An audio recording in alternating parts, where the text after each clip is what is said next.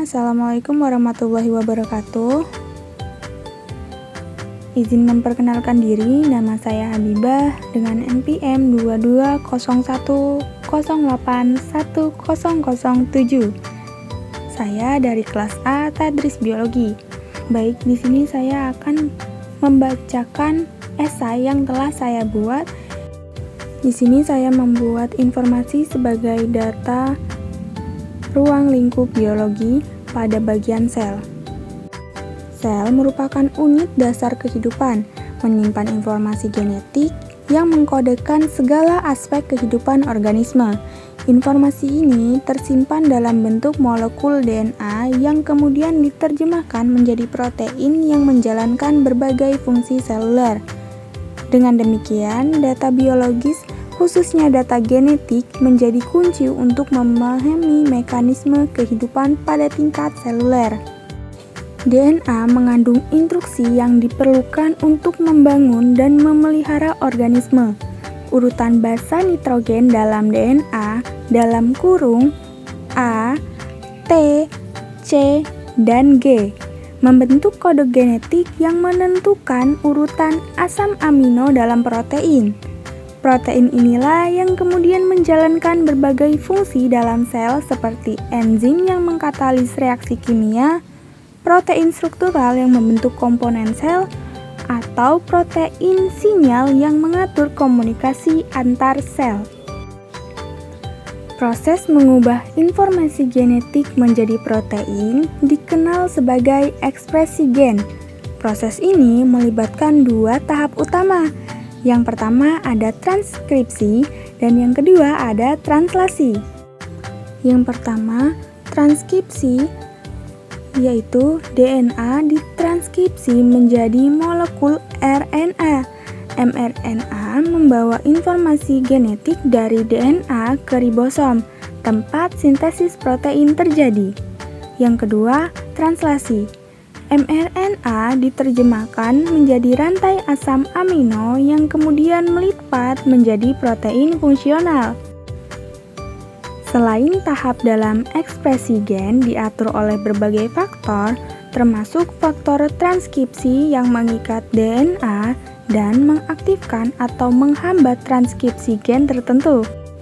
Informasi tentang faktor-faktor pengatur ini sangat penting untuk memahami bagaimana sel mengontrol aktivitas gennya. Dalam beberapa dekade terakhir, perkembangan teknologi telah memungkinkan para ilmuwan untuk menghasilkan data biologis dalam skala besar.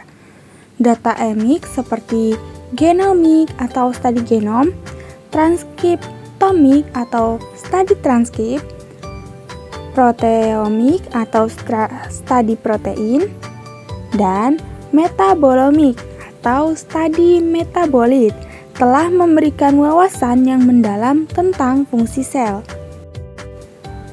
Pertama ada genomik. Dengan mengurutkan seluruh genom organisme, kita dapat mengidentifikasi semua gen yang dikandungnya. Kedua, transkriptomik. Analisis ekspresi gen memungkinkan kita untuk mengetahui gen mana yang aktif dalam kondisi tertentu. 3. Proteomik.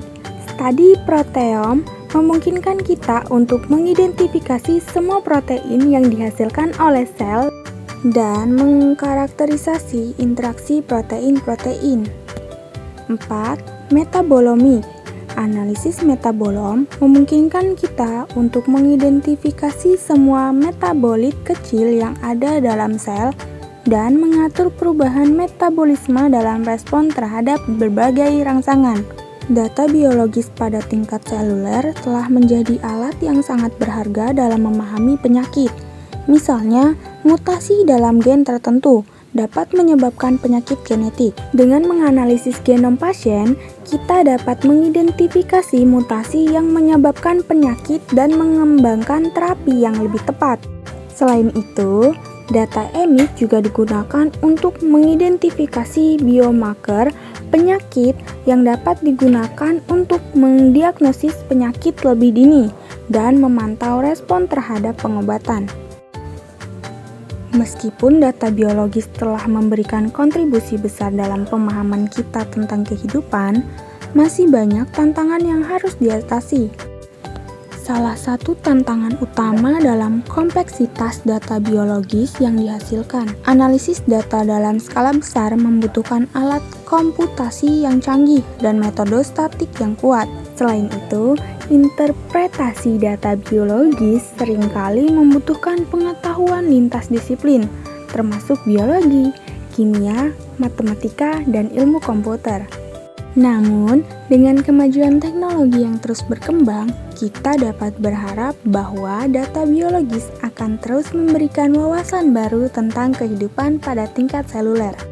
Pemahaman yang lebih baik tentang fungsi sel akan memungkinkan kita untuk mengembangkan terapi baru untuk penyakit, merancang obat yang lebih efektif, dan meningkatkan kualitas hidup manusia.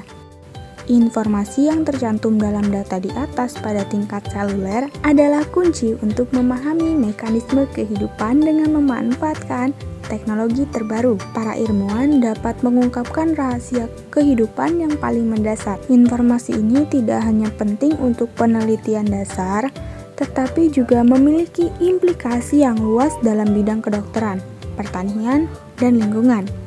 Jadi, dapat dikatakan jika informasi di atas sebagai makna data dalam ruang lingkup biologi.